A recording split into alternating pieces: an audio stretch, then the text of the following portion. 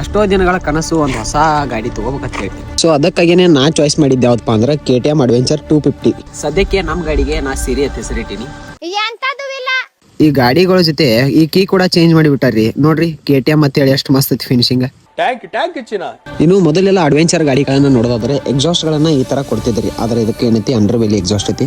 ನಮ್ ಗಾಡಿಯನ್ನ ನೋಡೋದಾದ್ರೆ 177 kg ಬರ್ತೈತಿ. ಬಟ್ ನಾವ್ ಇರೋದೆಲ್ಲ 60 kg. ಇನ್ನ ಇದಕ್ಕೆ ಕ್ರಾಶ್ ಗಾರ್ಡ್ ಆದ ಇದೆಲ್ಲ ಹಾಕಿಸ್ರ ಸಿಕ್ಕಾಪಟ್ಟೆ ಹೆಚ್ಚಾಕತಿ. ನನಗೆ ಈ ಗಾಡಿ ಒಳಗೆ ಇಷ್ಟ ಆಗಿದ್ದಾನೆ ಈ ಡಿಸ್ಪ್ಲೇ ರೀ. ರೆಡಿ ಟು ರೇಸ್ ಅಂತ ಬರ್ತೈತಿ ಸ್ಟಾರ್ಟಿಂಗ್.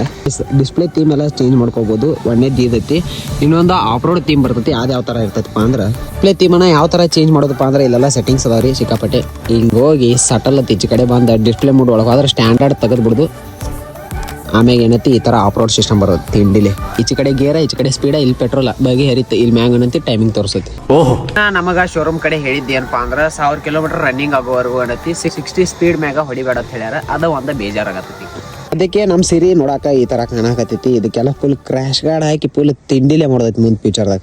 ಏನ್ ಅರ್ಥವೇ ಆಗ್ತಿಲ್ವೇ ಈ ಕೇಸು ಗೈಸ್. ಮುಂದೆ ಈ ತರ ಬಾಡಿ ಬಿಟ್ಟ ಹಿಂದ್ ನೋಡ್ರಿ ಇದು. ಈ ಗಾಡಿ ತಗೋಕ್ಕಿಂತ ಮುಂಚೆ ನನ್ನ ತಲೆಯಾಗ ಏನಿತ್ತಂದ್ರೆ ಇದನ್ನೆಲ್ಲ ಸ್ಟಿಕರಿಂಗ್ ತೆಗಿಸಿ ಇಲ್ಲೇನ್ರೆ ಬೇರೆ ಮಾಡ್ಸೋದಿತ್ತು. ಬಟ್ ಇಲ್ಲಿ ನೋಡ್ರ ಇದ್ರ ಮ್ಯಾಗ ಪ್ರಿಂಟಿಂಗ್ ಬರ್ತೈತ್ರಿ ಇದೆಲ್ಲ. ಇದೇ ತರ ಹೆಚ್ಚಿನ ವಿಡಿಯೋವಾಗಿ ನನ್ನನ್ನು ಫಾಲೋ ಮಾಡಿ ಅಂತ ಹೇಳ್ತಾ ಮತ್ತೆ ಮುಂದಿನ ವ್ಲಾಗಲ್ಲಿ ಸಿಗ್ತೀನಿ. ಅಲ್ಲಿವರೆಗೂ tata bye bye, take care.